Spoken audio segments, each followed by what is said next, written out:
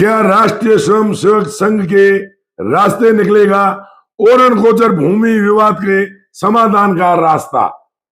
यह सवाल इन दिनों जैसलमेर के गलियारों में चर्चा का विषय बना हुआ है और अब सारा दारोमदार यूं कहे कि राष्ट्रीय स्वयं सेवक संघ आरएसएस उसके कंधों पर जो है जा टिका है, तो कोई गलत बात नहीं होगी। पिछले दिनों रामगढ़ के निवासियों द्वारा जो महापड़ाव किया गया और जिस तरीके से उसमें हजारों लोग सम्मिलित हुए, तो उसमें कहीं न कहीं सीमा जन कल्याण समिति के लोग सम्मिलित थे, जो कि आरएसएस का ही एक प्रमुख घटक और संगठन कहे तो वह माना जाता है। और जब सीमा जन कल्याण समिति के नेता उस महापड़ाव का नेतृत्व कर रहे थे, लोगों के साथ में खड़े थे, तो अब यह कहीं न कहीं लगने लगा है कि इस विवाद को अब लंबा नहीं चलने दिया जाएगा और इसमें राष्ट्रीय स्वयं सेवक संघ जुट करके और जो है ओरण गोचर भूमि को बचाने में अपनी महत्वपूर्ण भूमिका निभाएगा। स्थानीय जनप्रतिनिधियों की अपनी मजबूरियां होती है, तो कहीं ना कहीं सरकार की भी जो है अपनी मजबूरियां होती है और जिसके चलते उन्हें कंपनियों को भूमि आवंटन करनी पड़ती है। लेकिन जब भूमि आवंटन का इतने बड़े पैमाने पर विरोध हो और भूमि विशेषकर गोचर भूमि हो, गायों से जुड़ा मामला हो, ओरण की जमीन हो, देवी देवताओं के मंदिर हो, तब कहीं न कहीं वह भी आरएसएस की भावनाओं को ठेस पहुंचाती हुई नजर आती है। आरएसएस हमेशा हिंदुत्व की बात करता है, आरएसएस हमेशा गौ रक्षा की बात करता है और देवी देवताओं की बात करता है, और यह सब बातें कहीं न कहीं ओरण गोचर की इस भूमि से प्रत्यक्ष तौर से जुड़ी हुई नजर आती है। ओरण गोचर की भूमि को बचाने के लिए पद यात्रा जो है वह जोधपुर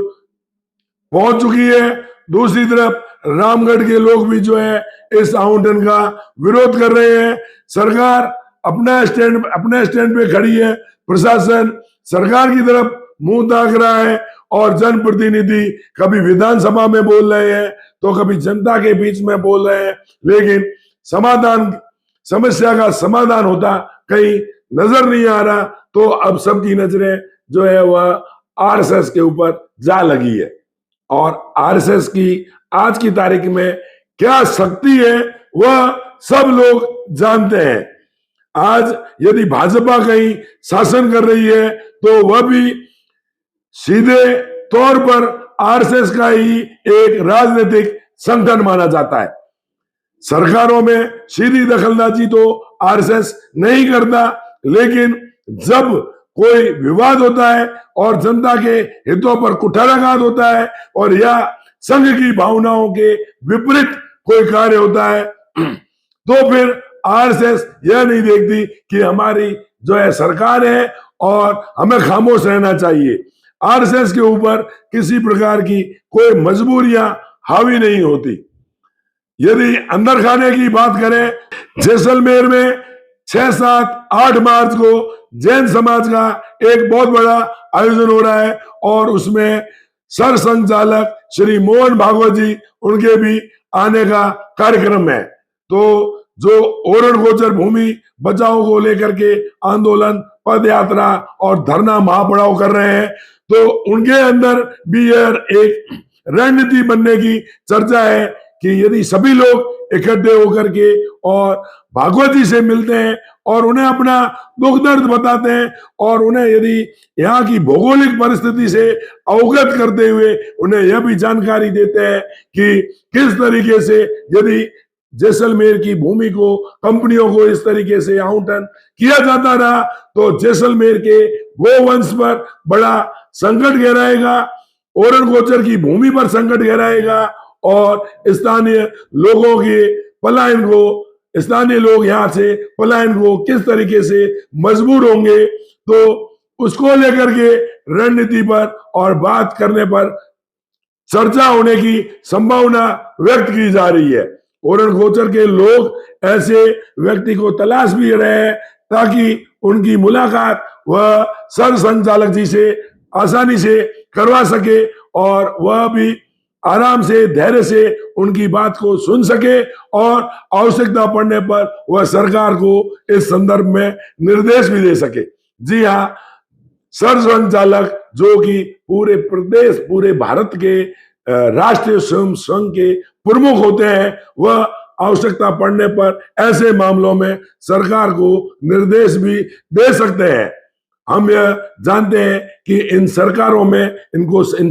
को लाने में, चलाने में और वापस बनाने में संघ की कितनी महत्वपूर्ण भूमिका होती है।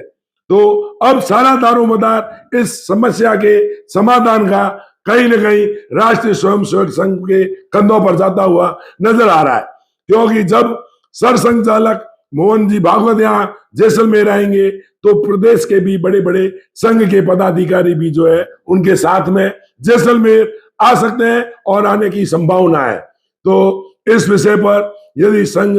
के नेताओं से ओरण गोचर भूमि बचाओ के आंदोलनकर्ता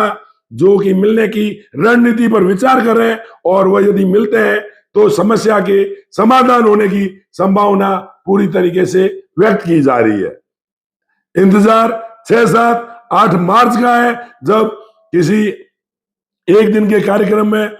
सर संचालक जी का आने का कार्यक्रम है, तो क्या जो है वह ओरण गोचर के लोग उनसे मिलने में सफल हो पाते हैं, क्या उनकी मुलाकात होती है और किस तरीके से संघ इसको लेगा, क्योंकि संघ के स्थानीय नेता भी जो है वह ओरण गोचर भूमि के आवंटन के विरोध में है। तो जब वह भी इन लोगों की पैरवी सर संचालक जी के आगे करेंगे तो कहीं ना कहीं समस्या